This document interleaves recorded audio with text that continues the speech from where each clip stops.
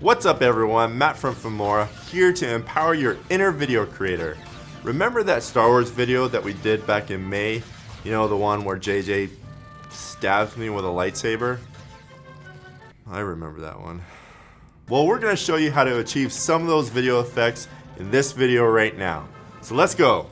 Now there's a scene where JJ and I are running through the forest and there are blaster bullets being shot at us. In this scene we decided to use effects from the Filmora Blockbuster pack, which includes effects like lasers, explosions, and smoke. For this shot we knew the effects were angled at a certain degree, so we had to make sure in order for the effects to look more realistic, we needed to shoot from a high up level. Now the easy thing about Filmora effects is it's all drag and drop. I can just drag and drop into the timeline and adjust the effects in the frame to look like the laser is being shot at us. So this is the shot where I want to add some blaster bullets being shot through the forest at us. So I can do that by clicking on elements. For this one I want bullet 17. So I'm just going to drag and drop that down onto my clip. And I'm going to add it a couple more times. This part right here where it looks like one of the bullets is hitting the tree, that's something I don't necessarily like, but I can edit and adjust it, so I'll show you how I do that. I'm just going to make a cut right there on that layer. If I highlight it and select it, I'll make another cut, and if I just delete that little middle bit, now it's gone. Now let's see, if I play it back, it looks like that bullet hit isn't hitting the tree anymore. No, good. I'm just going to keep moving ahead in this tutorial, but you get an idea of how you can add these bullet effects to your own films.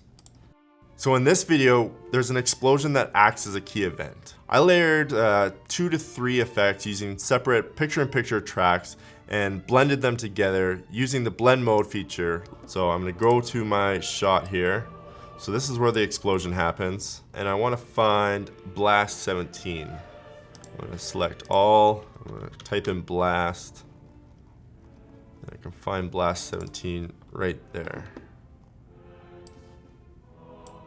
Okay, so this is how you do a blend mode. Once you've dragged your element down into the timeline, you can double click on your element, and then you'll see the advanced button here. If you click on that, now you'll have the picture-in-picture editor open, and you want to click on Compositing. Now you can see you can choose from a variety of blend modes. So for this one, I'm just going to use overlay, and then I can just play ahead and see how that looks. So it makes it a little darker, it makes the blast stand out a bit more. Alright, and it only needs to be for that first clip there, because that's where the explosion happens.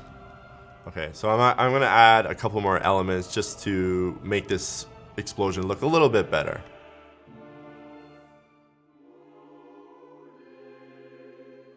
There we go. So now it's starting to come together. It's starting to look like one whole explosion, even though it's 3 different elements. So for this one, I'm going to change the blend mode. I know for this one I used a darken. If I just play that back, I can see. Yeah, that's good. So I'll hit OK. And for the last one, I'm just going to leave it as normal. I'm not going to change the blend mode for that. So I also want to add some smoke to it. I want Smoke Fog 2 to start on the next clip after the explosion, just so there's no smoke or fog happening when the explosion happens. So I want it to happen after. Okay, so you can kind of see it, just using my mouse here, you can kind of see it, a little bit of smoke and fog in front of my face there. I like that, that looks good. I'm going to add a couple more particles and elements just to add to this shot. So if I just play that back for you, it kind of looks like particles being burnt off the ground that's floating up in the air. That looks really cool, so I'm going to add that in as well. I'm looking at the large scale element, and it just feels a little too strong in this scene, so I'm actually going to add a blend mode to this one. And I'll just go in the drop down and find soft light. And then if I just play that back, I can see what it looks like. So it's just kind of nice and subtle, right? It's not as heavy as before. Now I know all of you are asking about having a motion tracking feature in Filmora, and right now the team is still looking into the best way to add this feature. In the meantime, there is a way you can edit your effects to have a slight motion tracking effect in your videos. And I'm going to show you how to do that in the scene when JJ stabs me with the lightsaber. So now we need to add the lightsaber to this shot. Laser's 12, that's the one I want to add in.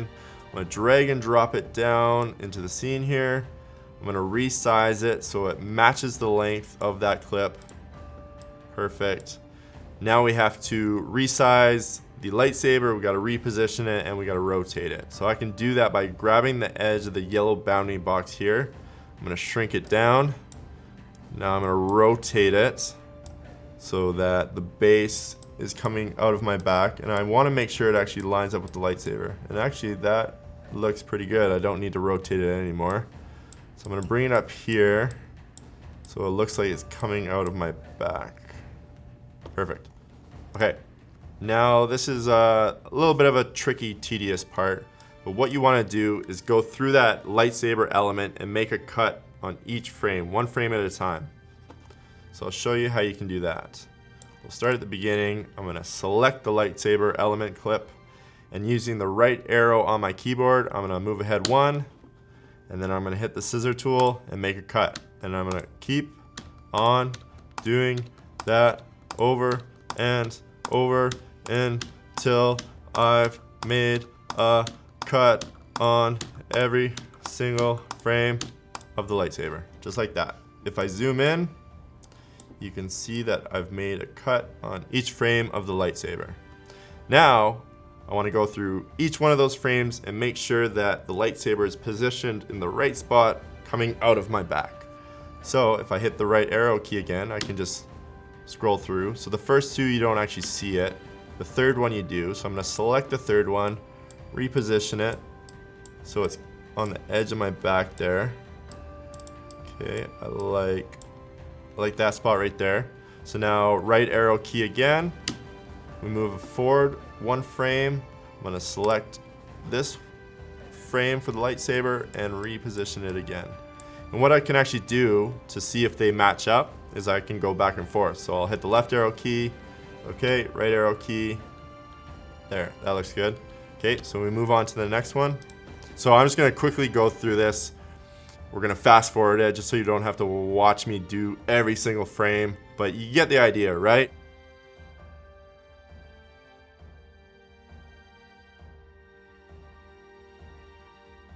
All right, so I've adjusted each one of those frames for the lightsaber. I'm going to play it back for you. There you go. So that's how you do a little motion tracking in Filmora. So not all effects need to be created in the program. You can also use your equipment as props. For example, the scene where I'm holding the little communication device, that's actually an audio recorder, and we just put a little black tape over it. Another trick is a drone. In this scene, I'm hiding away from a small fighter droid seeking me out. This was actually a drone in the background, so you can also use a drone to do a little bit of acting for you. Utilizing your equipment for scenes will save you time and money from renting or creating props you need, and gives off a very cool realistic effect. I hope this video helps you. If there's a movie or film recreation that you want to see our team do in the future, let us know in the comments section below.